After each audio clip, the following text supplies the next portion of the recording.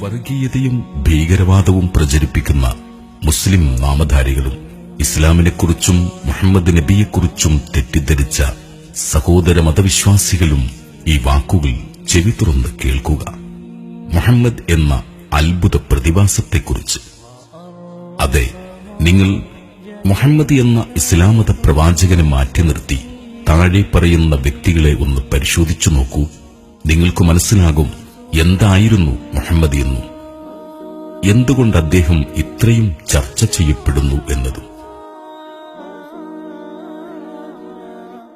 മുഹമ്മദ് എന്ന അനാഥ ബാലൻ, മുഹമ്മദ് എന്ന ആട്ടിടയൻ, മുഹമ്മദ് എന്ന യുവാവ്, മുഹമ്മദ് എന്ന വ്യാപാരി, മുഹമ്മദ് എന്ന ഭർത്താവ്, മുഹമ്മദ് എന്ന സത്യസന്ധൻ, മുഹമ്മദ് എന്ന തത്വചിന്തകൻ, മുഹമ്മദ് എന്ന സാമൂഹ്യ പരിഷ്കർത്താവ്, മുഹമ്മദ് എന്ന അനാഥ സംരക്ഷകൻ, മുഹമ്മദ് എന്ന അഗതികളുടെ സംരക്ഷകൻ, മുഹമ്മദ് എന്ന മനുഷ്യാവകാശ പ്രവർത്തകൻ, മുഹമ്മദ് എന്ന അടിമമോചകൻ, മുഹമ്മദ് എന്ന അഭയാർത്ഥി, മുഹമ്മദ് എന്ന കുടുംബനാഥൻ, മുഹമ്മദ് എന്ന പിതാമഹൻ, മുഹമ്മദ് എന്ന പടയാളി, മുഹമ്മദ് എന്ന നയതന്ത്രജ്ഞൻ, മുഹമ്മദ് എന്ന ലഹരി വിമോചകൻ, മുഹമ്മദ് എന്ന ന്യായാധിപൻ, മുഹമ്മദ് എന്ന നിയമജ്ഞൻ, മുഹമ്മദ് എന്ന സർവ്വസൈന്യാധിപൻ, മുഹമ്മദ് എന്ന ഭരണകർത്താവ്, എല്ലാറ്റിലുമുപരി മുഹമ്മദ് എന്ന മനുഷ്യൻ. ഗ്രീക്ക് റോമൻ ഇതിഹാസങ്ങളിലെ കഥയല്ല മുഹമ്മദിന്റെ ജീവിതം. AD 571 ജനിച്ച് 632 മരിച്ച ആധുനിക കാലത്തെ മനുഷ്യൻ. നൂറ്റാണ്ടുകൾ കൊണ്ട് ചെയ്തു തീർക്കേണ്ട കാര്യങ്ങൾ ഒരു മനുഷ്യായുസ്സിനുള്ളിൽ ചെയ്തു തീർത്തു മഹാനായ പ്രവാചകൻ. അതും പാശ്ചാത്യരുടെ വാക്കുകളിൽ പറയുകയാണെങ്കിൽ സ്ഥിരമായ ഒരു സേനയില്ലാതെ, ഒരു അംഗരക്ഷകൻ പോലുമില്ലാതെ, ഒരു രാജകൊട്ടാരമില്ലാതെ, സ്ഥായിയായ ഒരു വരുമാനമില്ലാതെ ഒരു മാതൃകാ ഭരണം സ്ഥാപിച്ച് നടപ്പിൽ വരുത്തിയെന്നത് ആർക്കെങ്കിലും ആധികാരികമായി പറയാൻ സാധിക്കുമെങ്കിൽ അത് മുഹമ്മദിനു മാത്രമാണ്. ആ മുഹമ്മദ് എന്ന മനുഷ്യനെ ഒന്ന് പഠിക്കാൻ ശ്രമിക്കൂ. അനാഥ ബാലനിൽ നിന്നും അറേബ്യയുടെ ഭരണാധികാരിയിലേക്ക് നടന്നു നീങ്ങിയ വഴികൾ ഒന്ന് പരിശോധിച്ചു നോക്കിയാൽ നിങ്ങൾക്ക് മനസ്സിലാകും എന്തായിരുന്നു യഥാർത്ഥ മുഹമ്മദ് എന്ന്. വെളുത്ത സൽമാൻ ഫാരിസിനെയും കറുത്ത ബിലാലിനെയും ഒരേ നിരയിൽ അണിനിരത്തി വർണ്ണവിവേചനം അരുതെന്ന് ലോകത്തെ പഠിപ്പിച്ച പ്രവാചകൻ. അമ്മയുടെ കാൽ ചുവട്ടിലാണ് സ്വർഗമെന്ന് പഠിപ്പിച്ച പ്രവാചകൻ.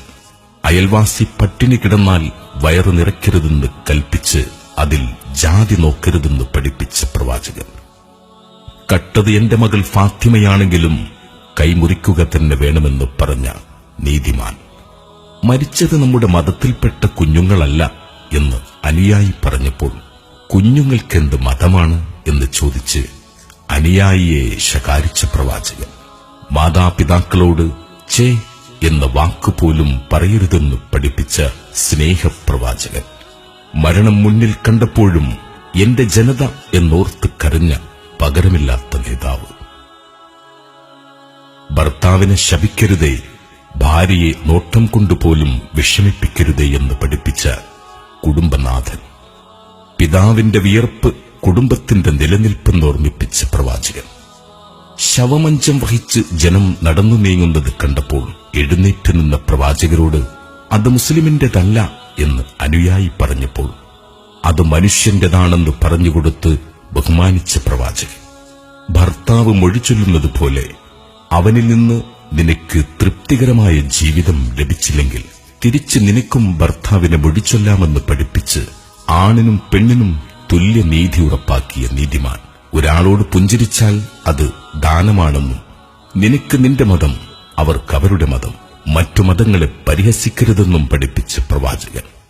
സ്ത്രീ എന്നാൽ ബഹുമാനിക്കപ്പെടേണ്ടവളും ആദരിക്കപ്പെടേണ്ടവളുമാണെന്ന് ആദ്യമേ പഠിപ്പിച്ച പ്രവാചകൻ.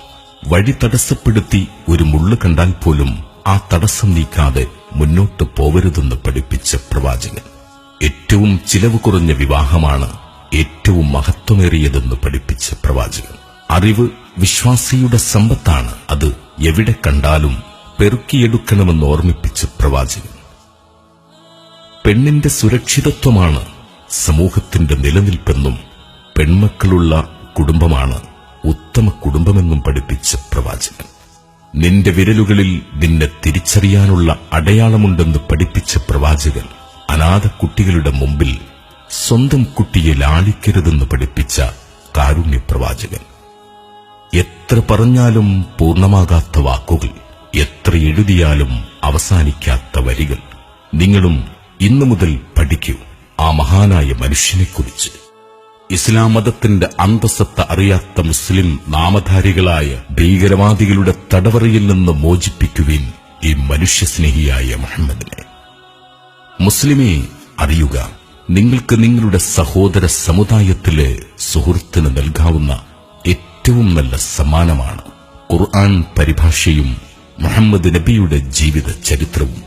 ഒരുപക്ഷെ നിങ്ങൾ ജീവിതത്തിൽ ചെയ്യുന്ന ഏറ്റവും വലിയ സൽക്കർമ്മവും അത് തന്നെയാകും.